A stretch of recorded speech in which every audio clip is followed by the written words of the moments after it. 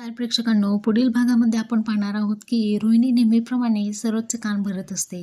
ती म्हणते की अगं सरोज रोहिणी, आजकाल अद्वैत कोणतेही पेपर्स न वाचता त्यावरती सह्या करत असतो. आपण एक काम करूयात, आपण डिवोर्सचे पेपर जे आहेत ते अद्वैतला फसवून त्याच्याकडून साईन करून घेऊयात. जे काही त्याच्याकडे साईनला आलेले पेपर्स असतात त्या पेपरमध्ये ही फाईल आपण ठेवून देऊयात.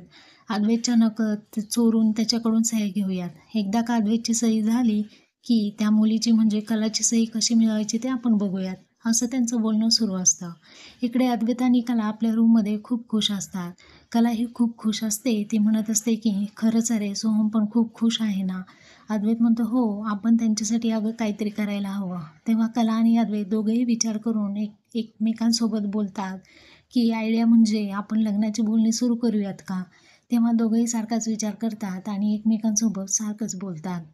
ते बघून अद्वैत आश्चर्यचकित होऊन कलाकडे एकटक बघत असतो. तेव्हा कला म्हणते की हे बघ, आपण फक्त सारखं बोलत नाही, सारखे विचार करत नाही. अरे, आपण सारखं बोलतो सुद्धा आणि आपण सारखा विचारसुद्धा आपल्या मनातून येतो. हीच आपल्यातील एक अशी सिमिलॅरिटीज आहे, ती आपल्याला सापडली आहे. लगेच जाऊन ती समानतेच्या कॉलममध्ये लिहून टाकते. त्यावरती ती लगेच ते सर्व लिहिते. म्हणजे चांदेकर आणि कला या दोघांनासुद्धा आपापल्या कुटुंबाविषयी खूप प्रेम आहे. कला ते सर्व लिहून अद्वैतला म्हणते की हे बघ, आता नव्याने सुरुवात करूयात, आपलं नाटक घट्ट करूयात.